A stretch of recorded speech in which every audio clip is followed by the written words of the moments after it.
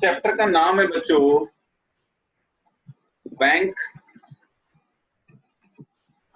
Reconciliation statement, chapter number 12, bank reconciliation statement, BRS short form में हम इसको बोलेंगे बीआरएस। होता क्या है, आप जब अपना बैंक अकाउंट खोलते हो तो जैसे मान लो मेरा बिजनेस है, मैं मालिक हूं, तो मैं अपने यहाँ पर बैंक की ट्रांजैक्शंस को रिकॉर्ड करने के लिए कैश बुक बनाता हूं बच्चों। ठीक है, कैश बुक बनानी तुम्हें आती ही है। इसी तरह से बैंकर जो है वो अपने पास आपकी ट्रांजैक्शन रिकॉर्ड करने के लिए जो बुक बनाता है दैट इज कॉल्ड पासबुक या बैंक स्टेटमेंट। एक ही बात होती है। आजकल बैंक स्टेटमेंट है, ओरिजिनली पासबुक हुआ करती थी, एक छोटी बुक की शेप में होती है, उसको तुमने कभी अपने फादर के हाथ में देखी भी। तो यू जस्ट सी, मैं अपने यहाँ कैश बुक बना रहा हूं और उस कैश बुक के हिसाब से अपना बैंक बैलेंस कैलकुलेट कर रहा हूं। उधर से बैंक भी पासबुक मेंटेन कर रहा है और उसके हिसाब से बैंक बैलेंस कैलकुलेट कर रहा है। बैंक बैलेंस भी हो सकता है और ओवरड्राफ्ट भी हो सकता है, ये हम सब जानते हैं बच्चों। बैलेंस का मतलब मेरा पैसा बैंक में पड़ा है, ओवरड्राफ्ट का मतलब मैंने बैंक से पैसा ज्यादा निकाल लिया है जितना जमा कराया था उससे। ये जो बैलेंसेस होते हैं, कॉमन सेंस है, ये टैली होने चाहिए। बैंक बैलेंस या ओवरड्राफ्ट। कॉमन सेंस ये कहती है कि अगर मैं कह रहा हूं मेरी कैश बुक के हिसाब से मेरा बैंक बैलेंस 1 लाख रुपए है, मुझे बैंक से 1 लाख रुपए लेना है, तो बैंक की पासबुक में भी यही बैलेंस आना चाहिए कि कस्टमर को 1 लाख रुपए देना है मिस्टर सो एंड सो को।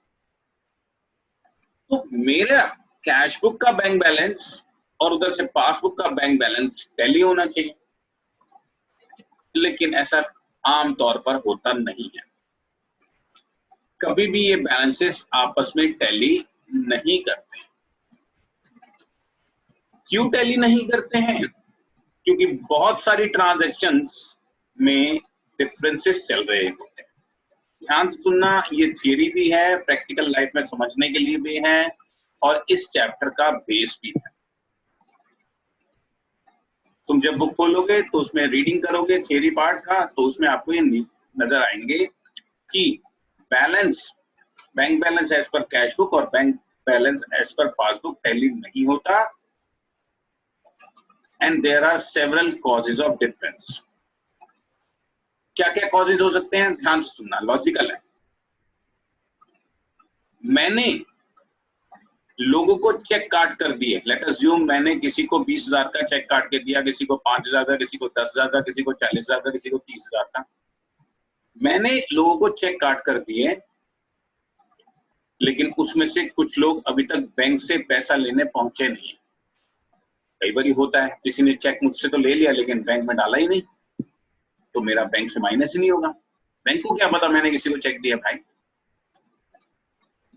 तो मैंने जिस दिन चेक इश्यू किया, अपना कैश बुक का बैंक बैलेंस रिड्यूस कर दिया, लेकिन बैंक वाले तो तब तक रिड्यूस नहीं करेंगे जब तक उनके पास लोग पैसा लेने ना आए। मान लो कुछ लोग अभी पैसा लेने पहुंचे ही नहीं है, तो उनका बैंक बैलेंस रिड्यूस नहीं है।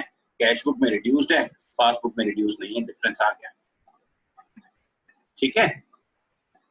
नंबर 2, मेरे को कहीं से चेक आया, वो मैंने चेक पढ़ते ही अपनी कैश बुक का बैलेंस ऐड कर दिया और बैंक में जमा कराया, लेकिन बैंक में जमा करने में, बैंक में वो पैसा पहुंचने में कई बार 2 दिन, कई बार 3 दिन लग जाते हैं।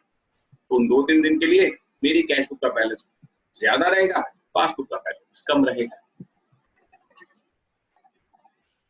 नंबर 3, हो सकता है मेरा कोई कस्टमर हो, कोई मिस्टर मोहन या मिस्टर राम है, वो मेरे बैंक अकाउंट के पास से निकल रहे थे उन्होंने मेरा पैसा देना था, मेरे बैंक में डिपॉजिट करा दिया, तो बैंक बैलेंस तो बढ़ गया, लेकिन मुझे बताना ही भूल गए, तो मैं कैश बुक में ऐड कैसे करूं? तो मेरी कैश बुक का बैलेंस डाउन है। इसी तरह से बैंक वालों ने कुछ चार्जेस काट लिए, मुझे पता ही नहीं है, तो बैंक वालों ने बैलेंस माइनस कर दिया, मुझे पता नहीं है, तो मेरा बैलेंस अप है। या बैंक ने मेरे बैलेंस के ऊपर कुछ इंटरेस्ट दे दिया, मुझे पता ही नहीं है, तो पासबुक का बैलेंस बढ़ गया, कैश बुक में अभी ऐड ही नहीं हुआ। इसके अलावा मैंने बैंक वालों को इंस्ट्रक्शंस दे रखी हैं कि मेरे club bill, insurance bill, electricity bill, जिनको हम यूटिलिटी बिल्स बोलते हैं, ये पेमेंट कर देना। तो टाइम टू टाइम पेमेंट करते रहते हैं और मुझे कोई मैसेज नहीं आया, तो मुझे पता ही नहीं है, पासबुक डाउन हुई जा रही है और मुझे पता ही नहीं। तो ये कुछ कारण हैं जिसकी वजह से मेरी कैश बुक का बैंक बैलेंस कुछ और दिखा रहा होगा और उधर बैंक में पासबुक का बैंक बैलेंस कुछ और दिखा रहा होगा। तो ये बैलेंस क्योंकि ऊपर नीचे होते रहते हैं, तो ये आपस में टैली तो हुए ही नहीं। अब प्रॉब्लम ये है किसका बैलेंस ठीक है, तो हम इन दोनों बैलेंसेस में डिफरेंस को लोकेट करते हैं कि भाई क्यों डिफरेंस आ रहा है, और उसको टैली करने के लिए एक स्टेटमेंट बनाते हैं। और याद रख लो, डिफरेंस को टैली करना is called reconciliation. Simple reconciliation English का वर्ड है। जैसे आप समझो, आप एक शॉप पे गए, आपने कहा कि ये 10 चीजें लिख लो, मैं शाम को लेने आऊंगा या आऊंगी, ठीक है। शाम को गए तो उसने पूरा बॉक्स बना के रखा हुआ था, ये आपकी 10 चीजें, तो आप टैली कर रहे हो कि भैया मैंने आपको कहा था एक चीज ये दे दो, देखो है बॉक्स में, दूसरी ये दे दो है बॉक्स में, तीसरी इस कंपनी की चाहिए थी, यही डाली है ना, ओहो आपने तो डिफरेंट डाली है। तो ये जो आप चेक कर रहे हो, दिस इज कॉल्ड, तुम रिकंसाइल कर रहे हो। सो रिकॉन्सिलेशन इंग्लिश का वर्ड है। तो बैंक बैलेंसेस के डिफरेंसेस को लोकेट करके उसको टैली करना is called bank reconciliation statement. A statement which is prepared to reconcile the bank balance as per cash book or as per passbook. A statement which is prepared to reconcile the bank balance as per cash book and as per passbook is called bank reconciliation statement. बोलो समझ आई? सब लोग ये सुनो बोलेंगे। Yes sir. Yes sir. सब लोगों की आवाज आनी चाहिए बच्चों, अभी आई नहीं है।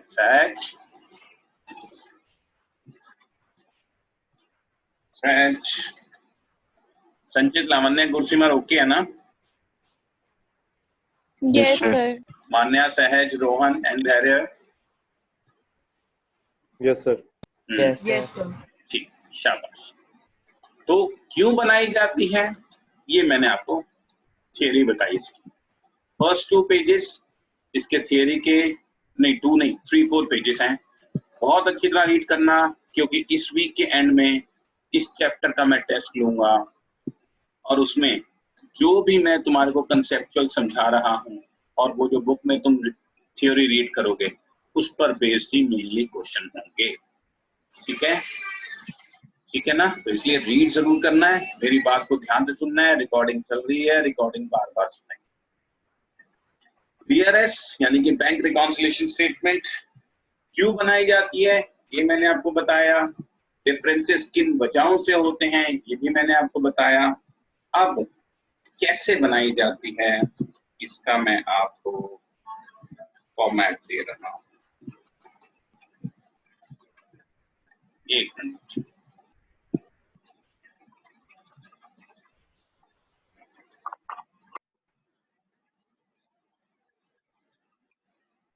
The way is like this: bank reconciliation statement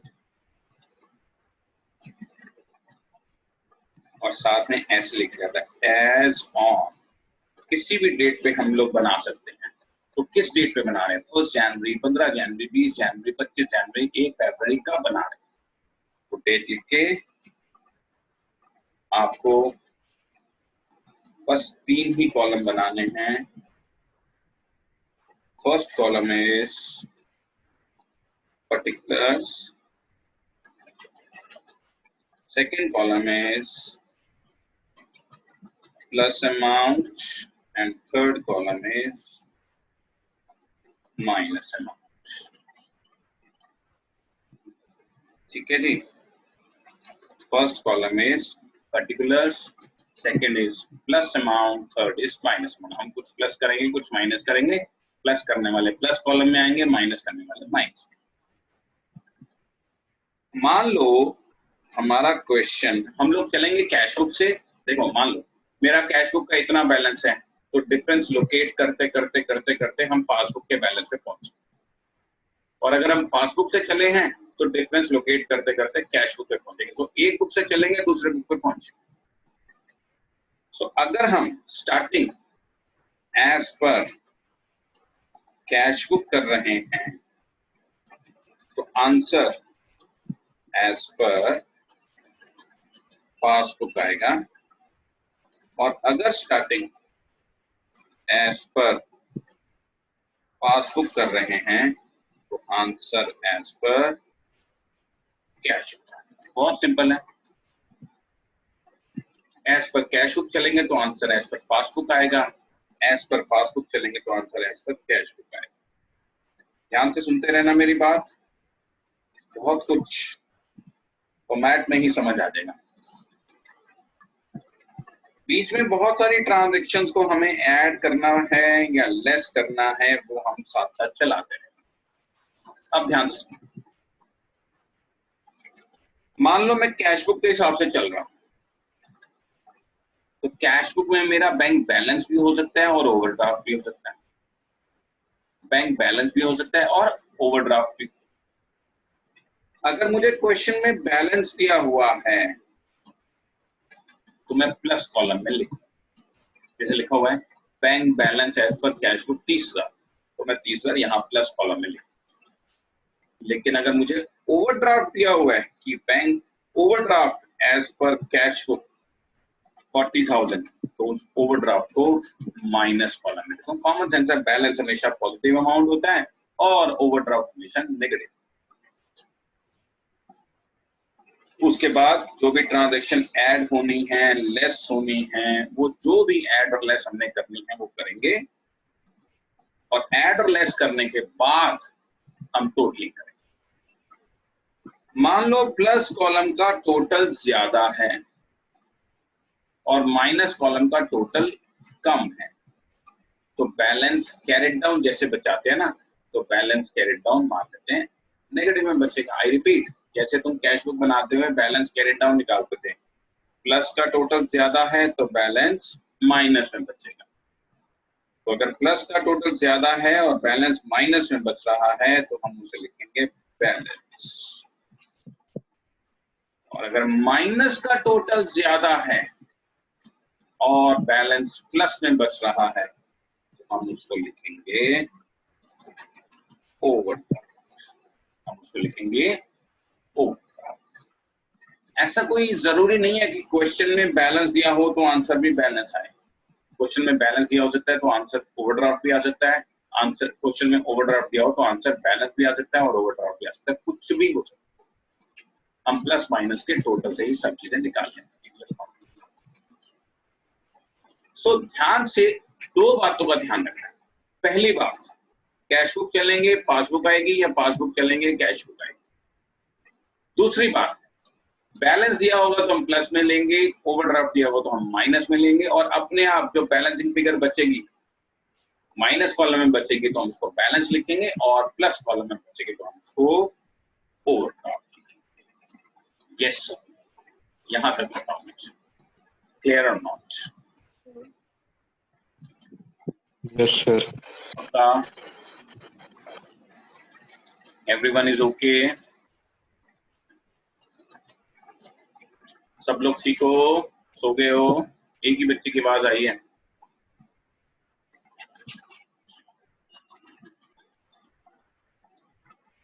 Lavanya, Gursimar, Yes, sir. सहज, रोहन, धैर्य। Yes, sir. ठीक है, अब इसकी पिक खींच लो। अब हम आगे बढ़ते हैं।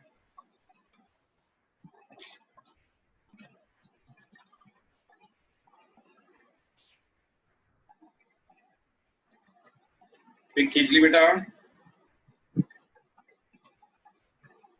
Yes, sir. ठीक, अब नेक्स्ट पेज। अगर क्वेश्चन में कैश बुक भी है और कैश बुक में वो डेबिट और क्रेडिट के स्टाइल से भी दे सकता है। डेबिट बैलेंस दिया है, डेबिट दिया है, तो इसका मतलब वो बैलेंस है, और अगर क्रेडिट दिया है तो वो ओवरड्राफ्ट है। डेबिट दिया है तो इसका मतलब वो बैलेंस है, और क्रेडिट दिया है तो इसका मतलब वो ओवरड्राफ्ट है। क्वेश्चन में हमें किसी भी तरीके से दिया हो सकता है, डेबिट, क्रेडिट या बैलेंस, ओवरड्राफ्ट। ठीक है, एक सेकंड इसको मैं रब करके दोबारा लिखता हूँ, ठीक नहीं लिखा गया।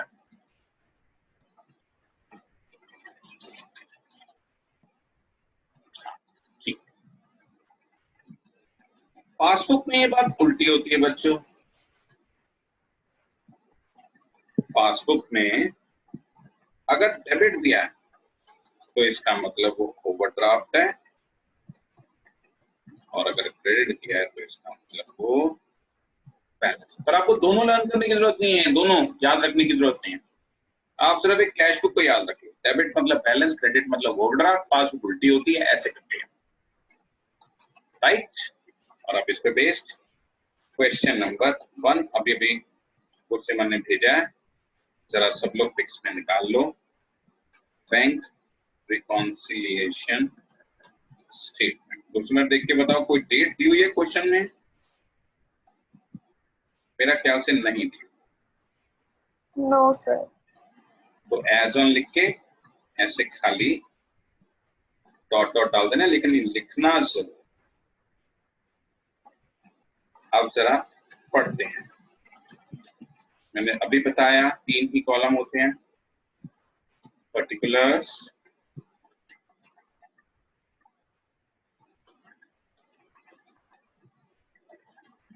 प्लस अमाउंट और माइनस। देखो कैसे बनाना है।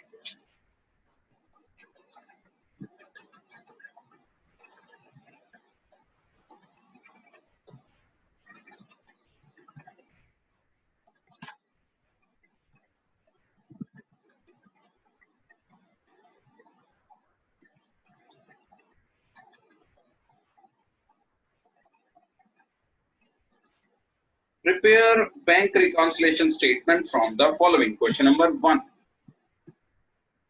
Debit balance as per cash book 15,000 रुपए दिया, तो क्लियरली दिया हुआ है debit balance as per cash.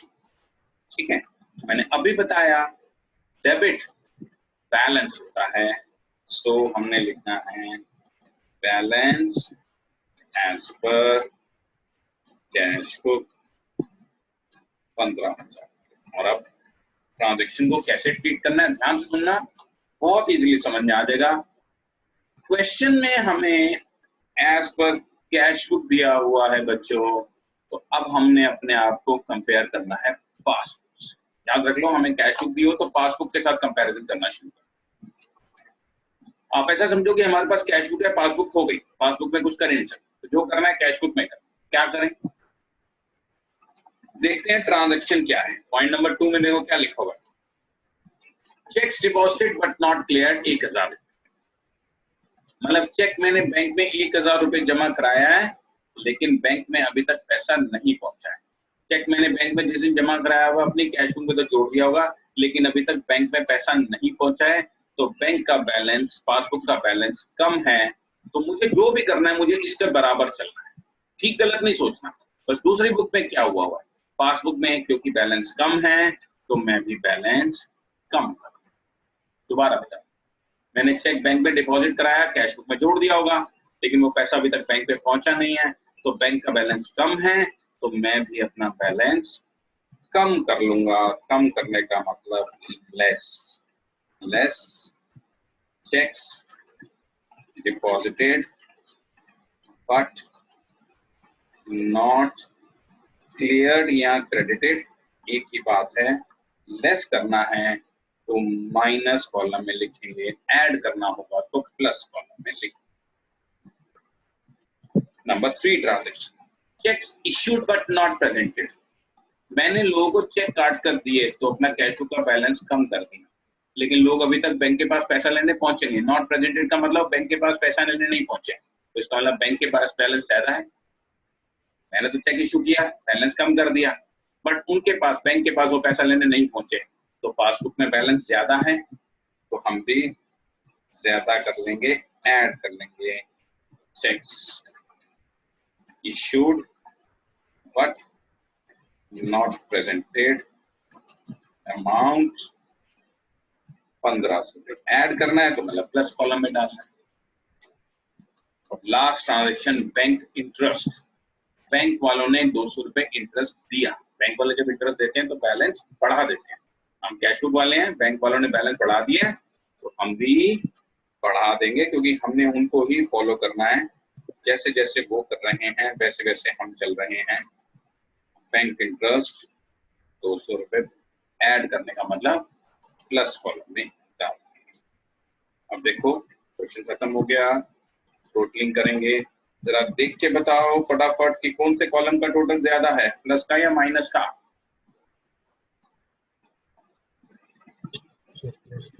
Plus का। टोटल किया मैंने 16,700, 16,700 दोनों तरफ लिख लिया। इस 16,700 में से 1,000 माइनस किया तो बैलेंस बचा माइनस साइड पे। माइनस साइड पे बचने का मतलब, ये देखो मैंने क्या बताया आपको, माइनस साइड पे बचे तो क्या लिखना है बच्चों? बैलेंस। माइनस साइड पे बचे तो क्या लिखना है? Balance. So this is balance as per, चले थे कैश बुक के हिसाब से, तो आंसर आएगा एज पर पासबुक। ये आंसर आपके पास आ चुका है, चेक कर लो बुक में आपको आंसर दिया होगा। यस और नो? क्लियर और नॉट? Yes sir. समझ आ रही है ना बात? मैं तुम्हें बिल्कुल फंडामेंटल बात पकड़ा रहा हूँ। अच्छा, फंडामेंटल पकड़ने से इतना सिंपल हो जाएगा, लोग इसको याद करते हैं। मेरे पास 12th क्लास में जब बच्चे आते हैं जो मेरे पास 11th में नहीं पढ़ा होता, तो हालत खराब होती है।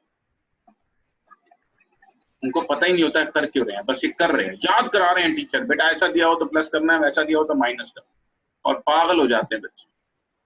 और 2 बार हम डिस्कस करते हैं तो ये चैप्टर अपने आप क्लियर हो जाता है, तो बड़े ध्यान से सुनना है। तो one everything is clear?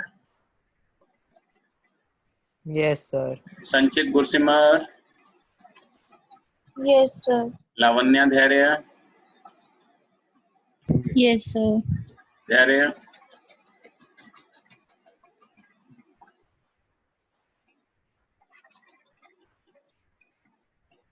Hello, yes sir.